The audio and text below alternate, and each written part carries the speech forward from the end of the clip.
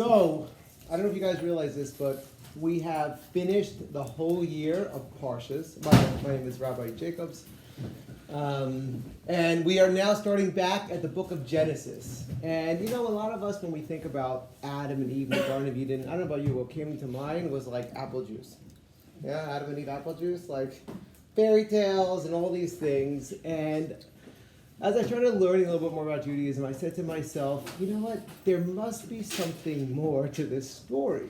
Because if this is the story of the inception of humanity, it must contain everything.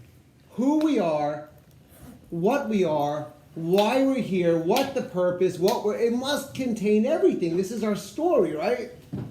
So I started doing a lot of research, a lot of investigation, and the more I dug, the more I uncovered. Until I found out that this story really is about us. And it describes the human condition in a way which will change your life. Okay? So, let me just ask a question first. Let me tell a joke first. Okay, so Adam and Eve are hanging out in the garden, and they started to have some, marital issues. And, Adam started getting a little bit, distant, and Eve started getting more and more upset, and they started kind of getting blowouts, and one night, Adam wakes up, and Eve is, pounding on his chest. He's like, she went crazy. She's trying to kill me. She's beating me up. He goes, well, what are you doing? And she goes, I'm trying to make sure you have all your other ribs.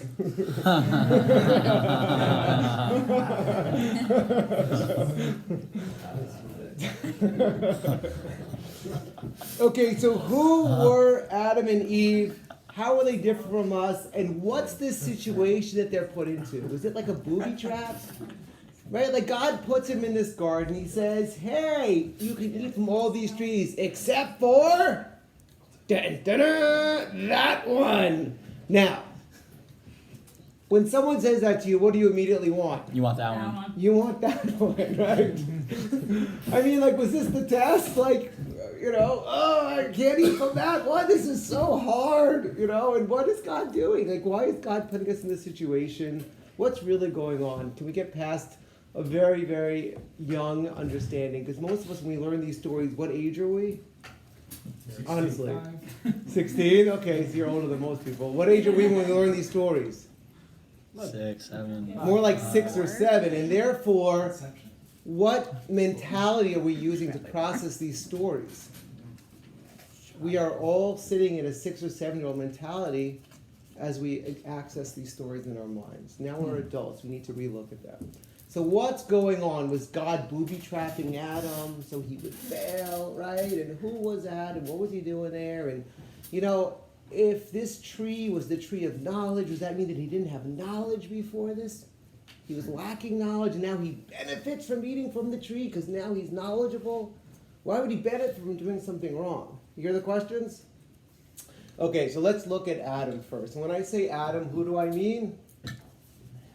I mean Adam and Eve, because many people don't know this, but the inception of Adam and Eve was not Adam, and then Eve kind of came later. It was Adam and Eve, and the Kabbalah says that they literally were joined.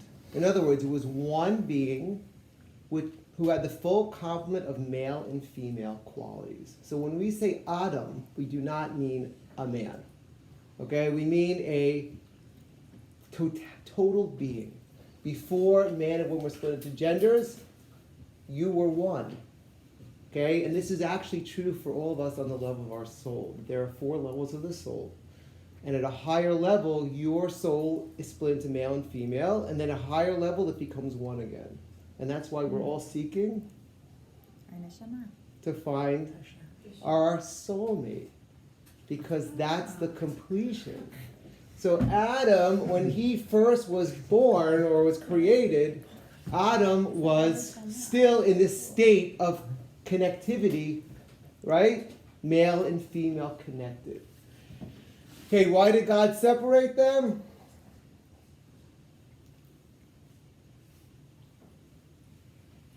Says it's not good for man And again, in Hebrew, is there anything for neuter, for non-gender? No. So whenever we talk about male and female together, which gender do we use? Male. We use the male, just like we say human or mankind. Does mankind only mean men? No, but we all know what we're talking about. So when we say Adam, when we say he, a lot of times we're talking about male, female, okay, this entity. So God wanted Adam, okay, it says that they were back to back. That means they didn't choose this union. God wanted Adam to be split in two so that they can choose and they could be givers, okay, and they could experience love. So that's why we were created separate. Okay, so God puts us in this Garden of Eden. He says, don't eat from the tree. For on the day you eat from the tree, you will die. Okay, so who was Adam? How was he different than us? Again, he, she. How is this entity different than us? So Adam couldn't smoke a cigarette. Didn't have a lung. What? Didn't have lung. He had lungs. Missing a rib. What? Didn't impact the lung. Okay. Didn't have Very a good mouth. lung capacity, actually. What? Didn't have a mouth. He had a mouth. Fingers? Very, he had a There were no finger. They weren't born. There were no What? cigarettes. Well, they weren't born. What? They weren't born like we are. There was weed. We're created For sure. 20 years. There was Go the ahead, forbidden He's got weed. fingers. He couldn't smoke a cigarette even if there was a Oh, cigarette. because you Fire? can't do wrong. Okay. So, not that he can't do wrong. We're all looking at this. Yes, we're good. It's close, 98%. Wow. Okay, it's not that he can't do wrong, it's Yeah, that he would doesn't never want to choose to do wrong. Okay, so I want you to understand that we're messed up, he wasn't. What does that mean? So, what would make sense if my brain perceives something as good, healthy, life-giving? That should transfer into my emotional center, and I should experience the emotion of desire. And then my body should physically move towards that thing. Okay, so when I go to a restaurant and I look at the menu and I see there's the steamed broccoli or the onion rings, if I was Adam, what would happen? My brain would look at the menu, it would go, which one's good, healthy, and life-giving, and which one's not, right? So my mind would say, oh, steamed broccoli, healthy, good, life-giving. It would go into his emotional world. He'd be like, broccoli. I can't believe they have broccoli on the menu. Yeah. And then he'd be like, waiter, bring the broccoli. Okay. What happens when we go to Jeff's, when we look at the menu? What happens to us? It's the opposite. It's the body. Isn't Starts that from the body. weird? It's the struggle. But which one do we desire? Let's be honest, guys. One that's not good for Jeff us. doesn't even have broccoli. Which is why it's our favorite restaurant. Which one do we all desire? We desire the one that's going to kill us. You see, it's like we have a death wish.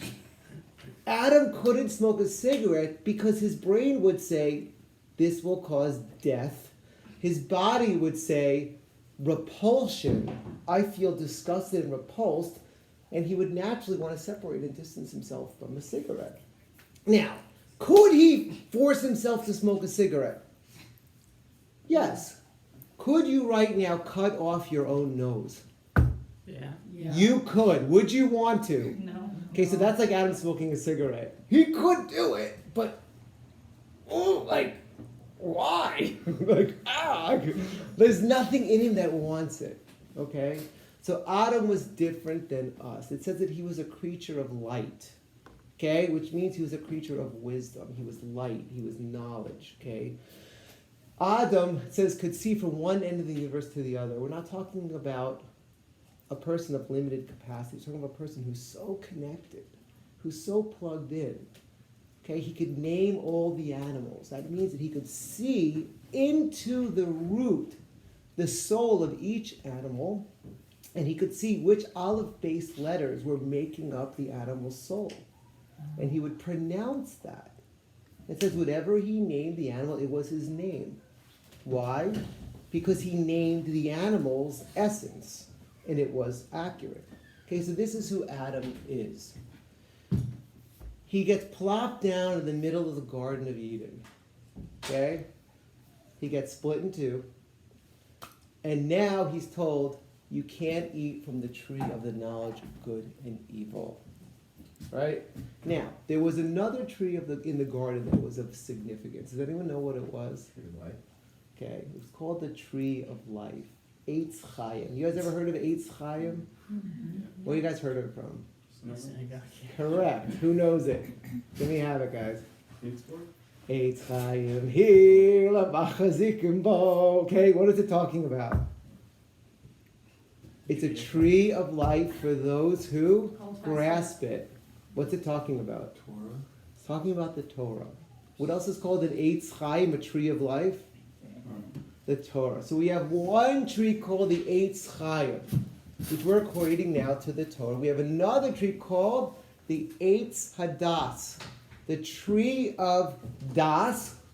How many types of knowledge are there? Who knows what Chabad stands for? Chachma, Bina, and Dat.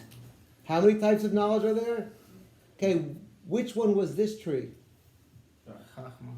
No, it was the Eitz Dat. Das. It was the third lower type of knowledge. Okay? So this tree had a certain special type of knowledge, but it didn't have all knowledge. There was two other types of knowledge, which is represented by the other tree. Okay? What's the difference between the trees? So Chachma and Bina is male and female working together in unison. It's like the linear thinking with what the rabbis talk about women having something called super bina. You guys ever heard of bina? Okay, so what does it mean that a woman has super bina? So a woman can walk into a home that she's looking to purchase and she can say, I can't live here. And the guy says, well, why? I can't tell you, but I can't live here. He's like, well, it has a good school. The price is right, and it's big. I think we should move in. Nope, I can't. I can't live here. So they actually did research, and what they found is that men are limited. They can only juggle 3 or 4 variables. So they'll look at the school, they'll look at the price, they'll look at the rooms. And with those 3 or 4 variables, they'll make a decision. But they found that women will actually look at maybe hundreds of different variables, from the way the light is coming in, to like the smell, to the, I mean, like literally they found that women are processing, and they're processing it so quickly that they can't even like clock, they can't even chart how they reach the conclusion. Because there's too much data for a man's mind to grasp. Okay? So that's what's called Bina. So men are Chachma, women are Bina. And together they make amazing decisions. Okay, what's Das? So Das is the part of us that ties our knowledge to the emotions. Okay? It creates the emotional connection. I'll give you an example. Okay, also a cigarette smoking example. So people smoke, right? Do they know it's going to kill them here? Yeah. Okay, but what do they do anyway? What? See, it's totally insane for a couple of seconds of pleasure to risk lung cancer. But we do it, right? Okay. If you want to quit, I would recommend going to Cedar Sinai to the lung cancer ward. Okay? Looking at people with yellow fingers and the yellow mustaches, right? And like tobacco stained teeth, breathing like this. Okay? Spend the day there. Okay? Next time you reach for a cigarette, is it going to be a different experience than the day before? It's going to be different. What? For smokers, yes, it will. I'm not saying it's going to last, This thing doesn't last forever. But at that moment, you connected to what's called das. Okay, it became real to you. It wasn't just abstract knowledge like, oh, this could cause cancer. It's real. Okay, so that's called das. So Adam is told, you can't eat from the tree of the knowledge of good and evil. But he's told you can eat from all the other trees, including the tree of life. He's allowed to eat from the tree of life. And actually it says in the deeper sources that if you eat from the tree of life, you can eat from the tree of the knowledge of good and evil afterwards. Okay, what does it mean to eat from the tree of life first?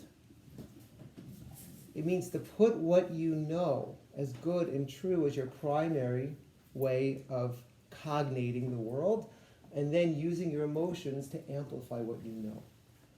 What does it mean to eat from the tree of knowledge of good and evil first? It means that what you feel might have no bearing to reality, might have no relevance to what's really going on. Okay, now do we all do this when we spin and ruminate and like create these stories in our heads and like have these filters and these lenses and like we're emotionally, right? Do we all do this all the time?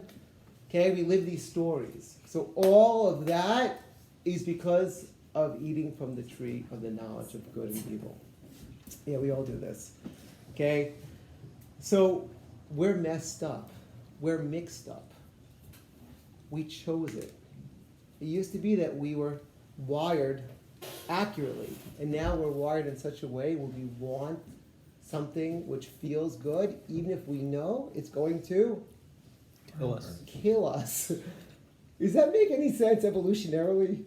If you were like an evolutionary scientist, you would say, this species is going to go extinct. They want what's going to kill them. I mean, this can't be evolution, right? But nevertheless, we're all mixed up, and so is the world. We're all screwed up, right? Literally upside down. Okay? So how did it get this way? And by the way, do you understand now? You're starting to understand how Judaism sees the solution to the human condition? Okay? We don't say that we shouldn't have emotions. Okay? But we have to make sure that we're living in reality and that our emotions are serving the intellect instead of dictating. Okay, because our emotions can fuel sick thoughts. Sick emotions fuel sick thoughts. You guys get that? Yes? Okay, like, oh, that person didn't call me. I must be worthless. Yes? I mean, this is like, people live this all the time. So sick emotions fuel sick thoughts. If you can get your emotions under control, and this is what all the mindfulness stuff is about. This is what we're coming to actually in a lot of ways as a society now. If you can get into a place of elevated connection, you can get into a place of clarity, and then you can bring into your emotions, your whole life will change. This is really what Rosh Hashanah was all about. If you guys did Rosh Hashanah right, you will feel that your life is different now because you got in touch with your soul. And your soul changed your thinking, and that changed your emotions, and that changed how you want to show up in your life right now. Okay? So that's what it was all about. So Adam decides he's going to do what? Of course, Eve helped. She did more than help, but we're going to look at them as one unit right now. They decide they're going to eat from this tree to get all messed up. Did they know what they were doing, yes or no? Yes. Did they know exactly what they were doing? Yes or no? Yes. So you guys should be asking me a killer question. What's the question? Why'd they do it? Not just why. How could they do this? What did I tell you about them just before?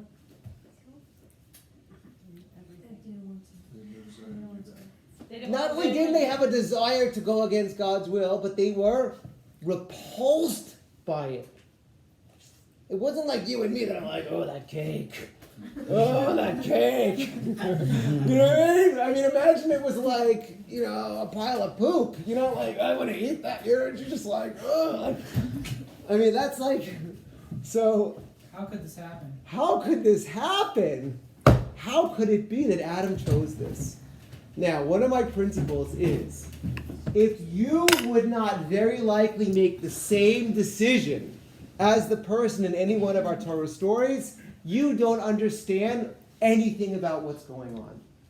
Unless it's as real to you that you would probably have done the same exact thing and eaten from that tree, you have no idea what's going on. Okay?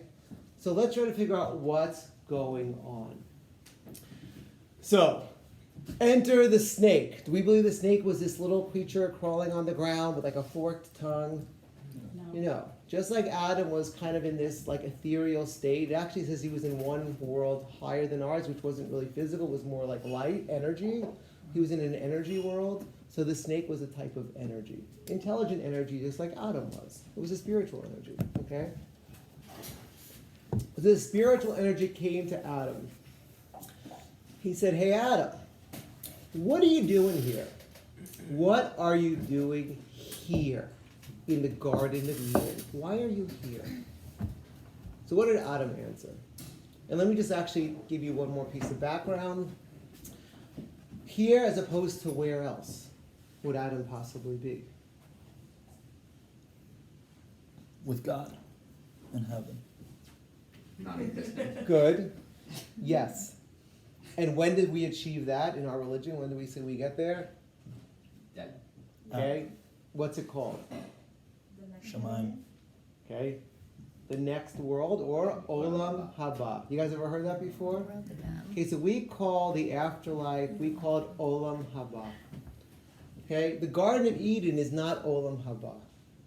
It's a precursor to it. In fact, it says that if Adam hadn't sinned and Shabbat had come in, it was the sixth day, it was Friday, they would have gone into Olam Haba after Shabbat. Okay? So, Adam's in the Garden of Eden. He's not in Olam Haba with Hashem. God. I mean, God's there and talking to them and stuff, but it's not like the eternity of Olam Haba, right?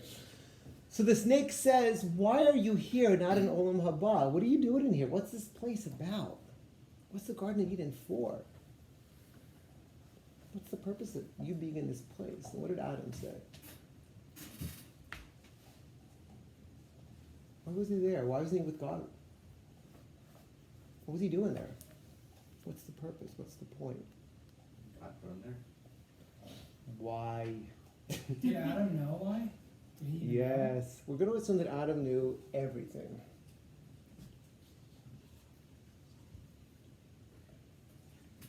Definitely knew more than I do. Probably know what he knew it, okay? Why? So, let me give you an analogy. I want you to imagine a drop of water in the ocean. Okay, so it's a drop of water in the ocean. It's connected to all the water in the ocean, right? It's like part of this huge body of water, right? But how much individuality does this one drop have? It's part of everything, right? But does it have its own? No, it kind of just is amorphous. It just kind of like loses, it just, right? Okay, so if it wants to have individual identity, you can take it out of the water and suspend it in the air. And now it's an individual drop of water with its own separate identity, right? What's the problem if you just stop here?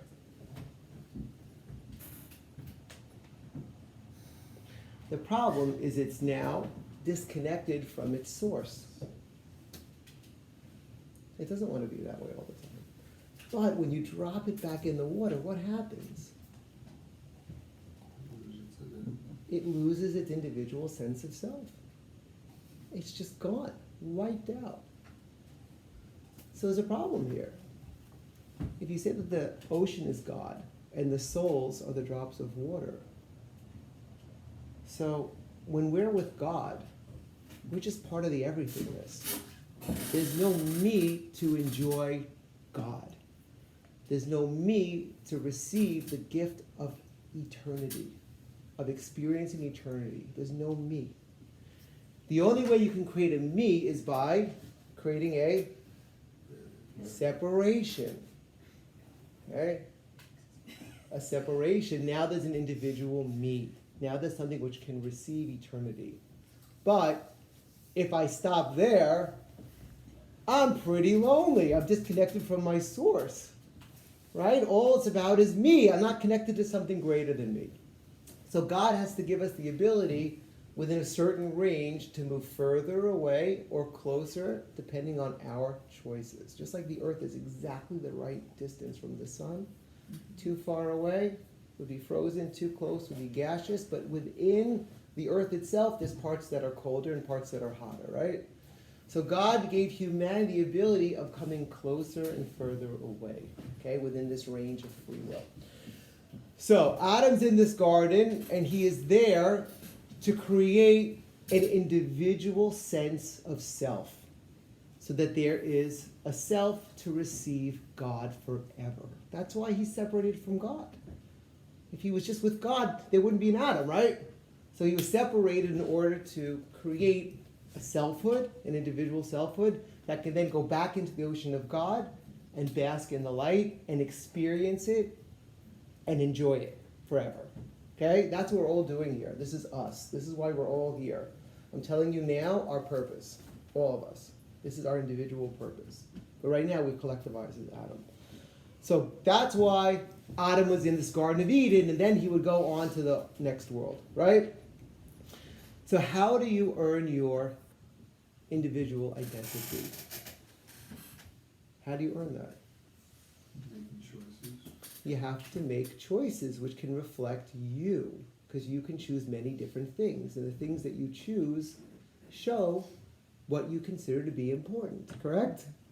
How you spend your money shows what you think is valuable, right? How you speak shows what is going on inside of you. I can't know what you're thinking, but as soon as you open your mouth, I can know what's going on in your inner world, right? So Adam had the opportunity to make choices in order to create an independence until based on his own value system and views, whether they're in line with God, not in line with God. And I'll go one step deeper, okay? So I'll tell you a story. There was a guy who told me a story. He said that he went to high school here in LA. And I said to him, oh, were there any he was in Hollywood or something. And I said, were there any movie stars? And he said that the son of one of the most famous country western singers of all time. You guys ever heard of Kenny Rogers? Mm-hmm. Yeah? Sometimes I teach this and everyone's like, nope. But I'm like, oh man. Okay. So his son was in his high school class. And he said to me, and you wouldn't believe it, the most unusual thing about his son. I said, what? He said he didn't want anyone to know who his father was. He didn't want anyone to know. And I thought to myself, that's weird. Why would that be? So I started thinking about it. So why do you think that might be? He wants to be his own person and not seen as a son of. Okay, so go on, you're right. Yeah, because otherwise he wants to be, has his own personality and not everyone be introduced him as a son of this celebrity. She's right. But let me look at both sides for a second. Do you get some pretty cool benefits being the son of Kenny Rogers? Mm-hmm. Yes? Yeah. Do you get opportunities that other people might not get? Mm-hmm. You get showered with some positive attention. Do you get good things? Mm-hmm. Are there rewards from being Kenny Rogers' son? Yes. You get unearned rewards. You get opportunities for being Kenny Rogers' son. Okay. What's the downside? You get lots of free gifts, right? What's the downside? So let's say that someone in your class says, hey, what are you doing after school? I'd love to hang out. Let's go back to your place. And right? And you don't know if this person thinks that you're a valuable person to get to know or they want to meet your dad. Let's say you get a great mark on a test and you don't know if your mind was able to delve into something in a unique, outstanding way, or the teacher wanted to kiss up to your father at parent-teacher conferences. What if your actions didn't reflect you at all, didn't mirror you, but instead when you looked in the mirror, who did you see? Who was everyone seeing when they saw you? Dad. They saw your dad. Okay? So the world is not a mirror for you. When you look in that mirror, the world, all you see is your dad, and all anyone else sees is your dad. What happens to your sense of self? Deteriorates. Yeah, you probably don't have one. If you want to have a sense of self, what do you need to do? Separate yourself. You say you need to separate yourself from your dad. So we're talking right now about even having a self at all. You can't have a self without having some distance. So, Adam said to the snake, what am I doing in the Garden of Eden? I am developing my independent sense of self through choices. Right? And the snake says, well, that's funny. What's this choice you're talking about? He goes, I'm not supposed to eat from that tree. The snake says, tell me, do you want to eat from that tree? No. The snake says, well, I have news for you. Do you know how much identity you're earning in this particular situation? Do you realize that a dog wouldn't eat from something it found disgusting and revolting? Do you know that either would a rat, either would a bug? How much identity, you're earning as much identity as a cockroach. Wow. Congratulations. And Adam said, wow, there really isn't much to this thing, is there?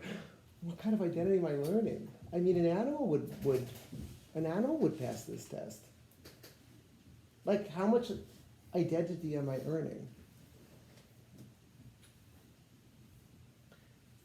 So Adam said, I don't understand, you're right. What's going on? And the snake said the following. He said, listen, really, God wanted to give you a much, much harder test.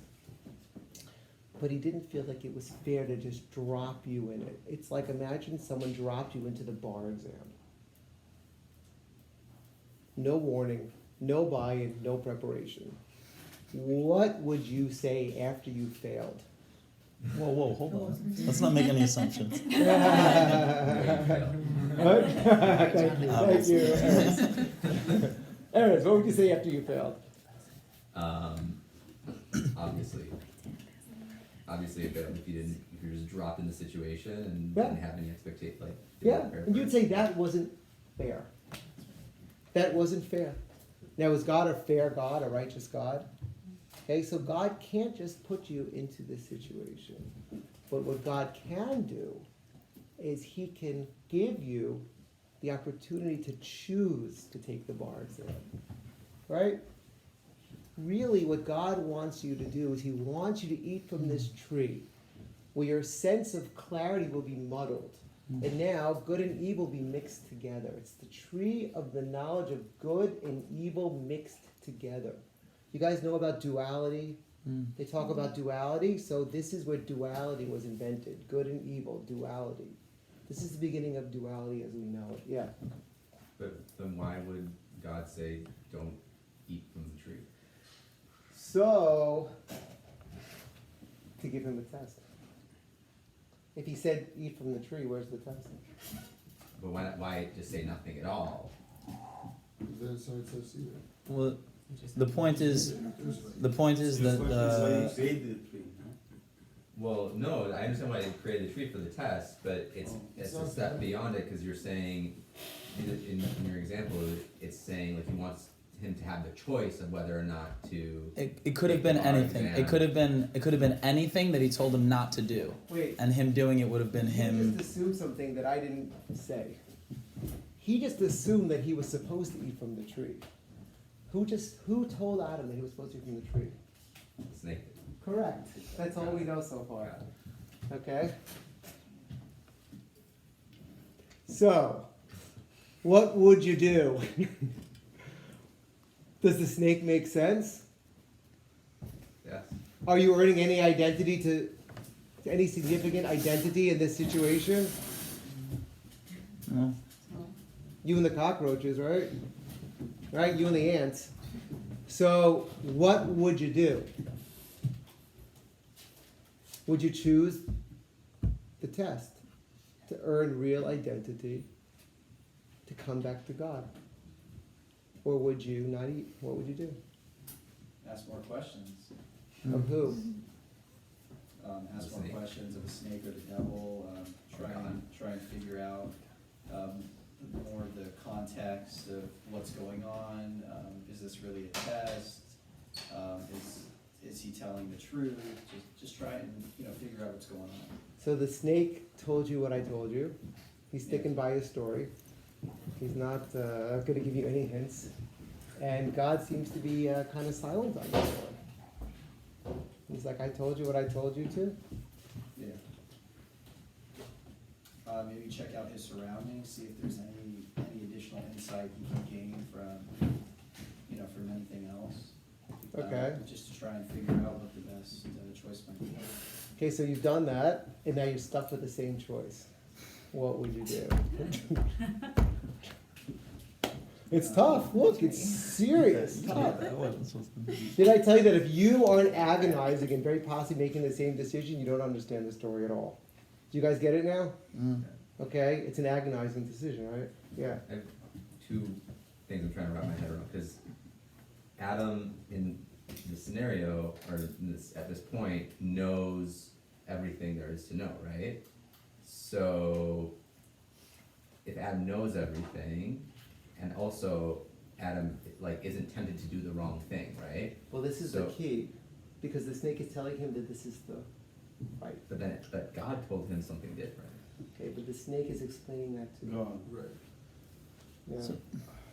You can't talk to God again. Let's establish that first. Lifeline is done. Once you Yeah. can't go on.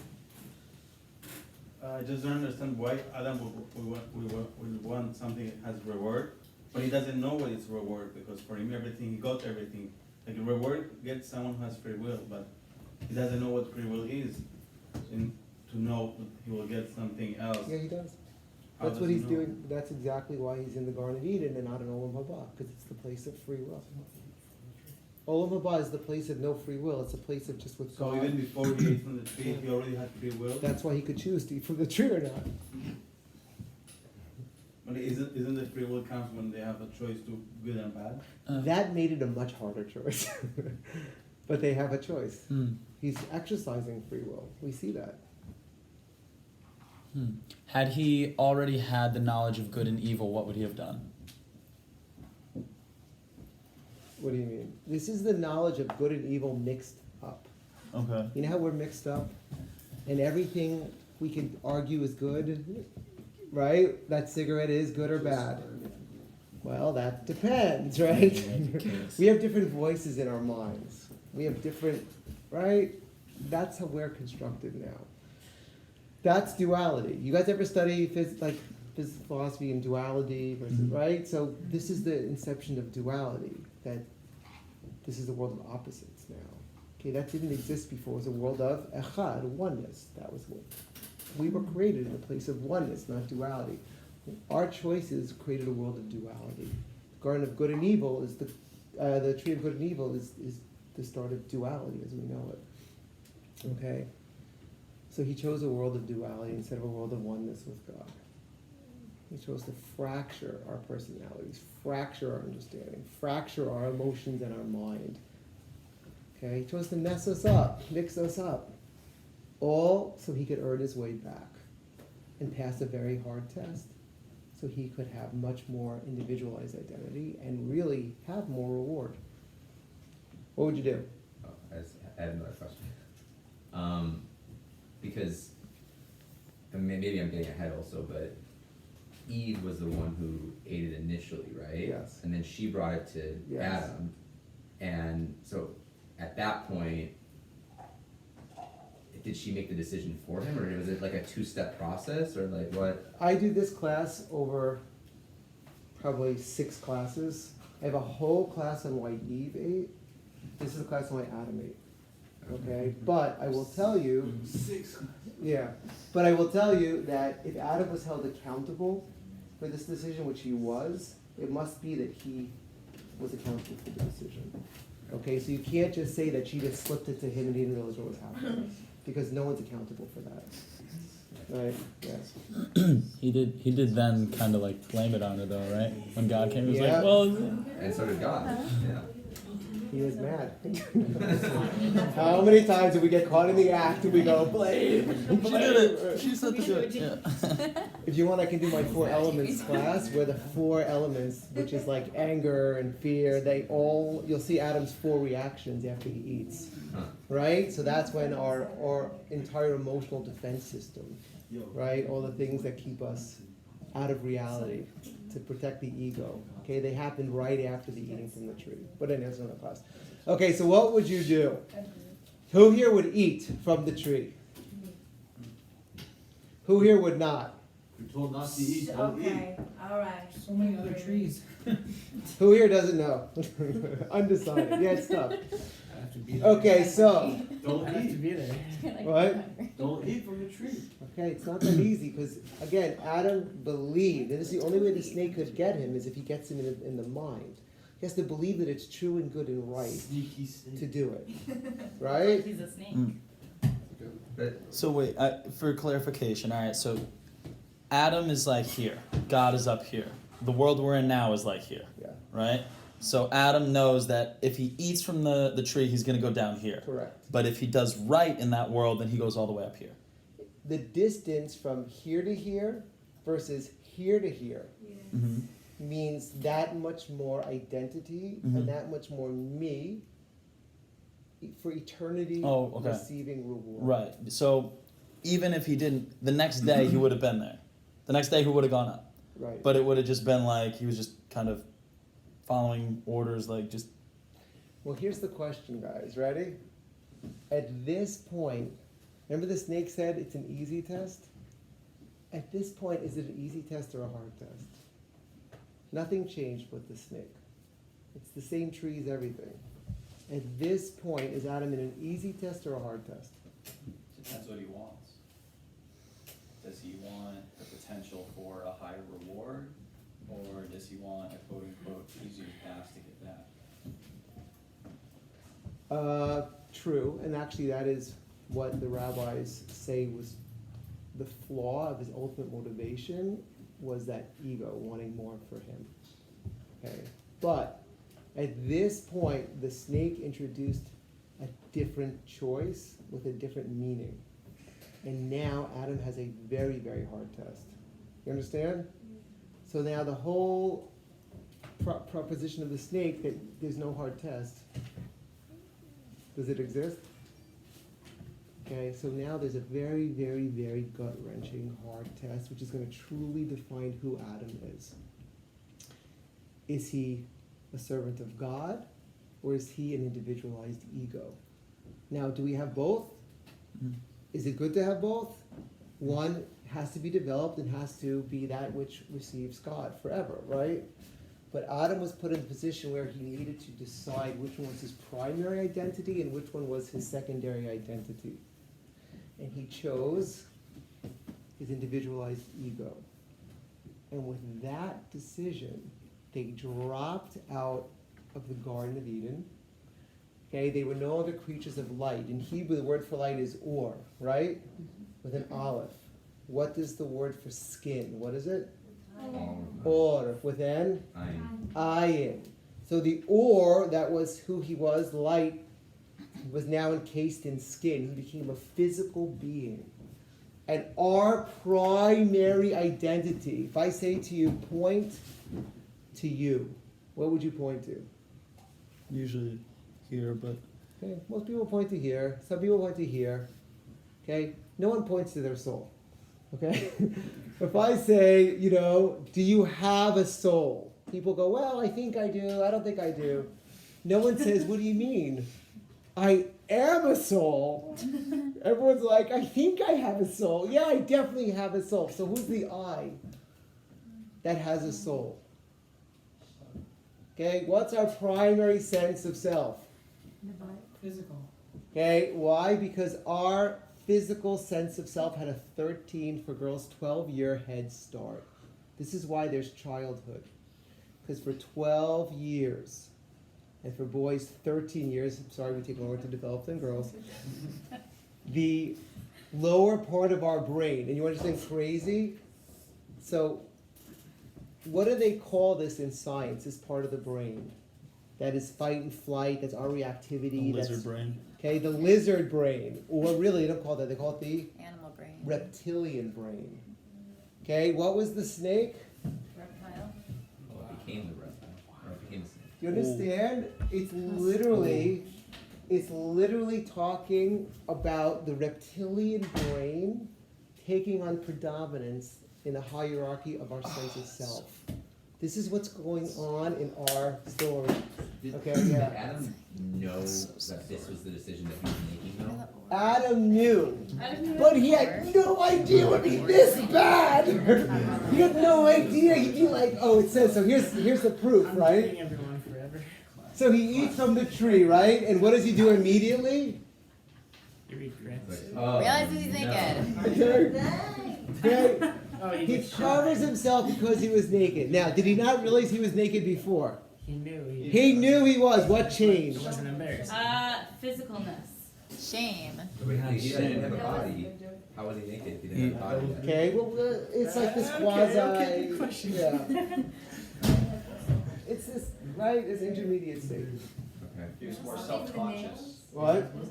Well, when we look at our nails, this with it's looking at light. there all night. So if I asked the person who was on horseback if they were embarrassed that their horse was naked, what would they say to me?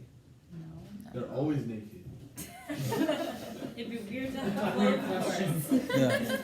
So why is it not Are weird they for us to always be clothed? Is the Because question. we're no longer humans. But We're I'm no longer the soul and not the animals, we're body. humans. They're able to keep it hidden. We're mammals. If I asked the body's just person one of on our horseback things. if they're embarrassed their horse was naked, they would say, No. No. doesn't know. no. Who cares if my horse has clothes or The not? horse cares. That's it. The horse isn't me, it's just the way that I get around, right? That's what the body is. When you ask a soul if it cares if the body is naked or not, what does a soul say? Depends on Oh, it doesn't matter. Some souls don't care. In the Garden of Eden, the soul said, what does it have to do with Me. me? It's just. It's just the way that I get around. I ride it around. It helps me get to where I need to go, right? My body's not me. After Adam ate, and by the way, they were physical, they were intimate. They had Cain and Abel in the Garden of Eden already. Okay, when they were intimate, it was on a higher level than we are because their mind said, okay, their emotion said, and their action said, okay, when most of us are intimate, part of us is screaming no, like, this is not good, So they like are on a higher level of pleasure than we could ever experience. It's so true, right, This one is going, no! Okay, so if all of us are saying yes, it's much better, obviously. So the horse. So when Adam ate from the tree, and then we'll stop. When Adam ate from the tree, all of a sudden, for the first time, he saw downtown Amsterdam. Okay? He saw how sexual energy, which is the holiest energy in Judaism, it's how we can become the most like God, a creator of ourselves. He saw how that same energy, which is the holiest energy in Judaism, can be used to dehumanize, dominate, and demoralize. Okay, he saw that not only was it possible, but he desired it. And with that, he covered it. Because he said, wow, this is dangerous. Okay? That's what he was. He covered it. So that's the world we live in. Okay, so let's wrap up. What does this mean about us as individuals, as people? What do we take away from this? We're all Adam, right? We are all fallen creatures from the Garden of Eden. What do we know about ourselves from this story? Mixed up. We're mixed up. Now, we all know this, correct? We all know that we're all mixed up. We have all these competing desires, and we're, right? One day we're like, I want that. Next day we're like, I don't want that, right? We all know that we're like mixed up. But what we don't realize is, what do we do about it? Okay, there's actually a hierarchy, an order. Okay, and what Judaism says is, first thing is Eitz Chaim. You have to first get clear. What's true, what's real, what's life-giving, what's healthy, what's holy, what's beautiful. Get clear what that is. Okay? Once you get that clear, and that's why it says first eat from the tree of life. Once you get that clear, right? First learn Torah, learn how to use the world. Learn how to have healthy relationships. Learn how to use the world first. Once you do get it clear, then you create an emotional connection. Because everyone knows that having, let's say, intimacy with love is 1,000,000 times better than having it without love, correct? You have all the physical pleasure, plus you have an emotional connection. Now let's say it's also your soulmate. Could it get any better than that? So that's the level. But when we start from our desires, from the external, from the superficial, we typically never get to the soulmate part, okay? So what we have to do is we have to, as much as we can, and you can use like friends to help you see through the blinders if you're love struck, but we have to pick the person who is going to complete us on all levels. And then we have to allow the emotional connection and the physical connection to develop and shape. And if those things are coming first, we have to try as much as we can to be objective so we can check in. Are our values aligned, right? Do we want the same things in life? Do we both want to contribute? Do we want to build the same vision? So we have to first get it straight so we don't end up living the wrong life. Do you guys get it? And once we have an idea of what the right life is, then let your emotions go, right? Like, yeah, fall in love with your life, but make sure you're first in the right life, not a counterfeit one, that you're just chasing everything in circles. And I see people year after year after year chasing the circles, okay? Because if you're in the bottom circle, you're worlds away, and you just can't even see that there's something else. You just get sucked in, and you're trapped in it for years and years and years and years and years, okay? So, all of us are Adam in the Garden of Eden. All of us have to get clear. And so we did Rosh Hashanah. Who am I really? What's my purpose? What are my priorities? What life do I feel is the ideal achievement that I can live? What can I offer the world, right? That's our first thing. And by the way, the people that live the longest, the centurions, the people who lived 100 years, they all feel that they were living their higher purpose. They all feel that they would have done what they were doing even if you didn't pay them, because it was the expression of their soul. Okay, so it creates spiritual health, it creates physical health. And that's what we're all here for, to make our unique contribution to the world. Okay? So, we should all first unmix ourselves up, right? Get ourselves clear, get it straight so we can live life in a powerful way. And then, from there, we can take it to the next level, and hopefully, please God bring Mashiach. Amen.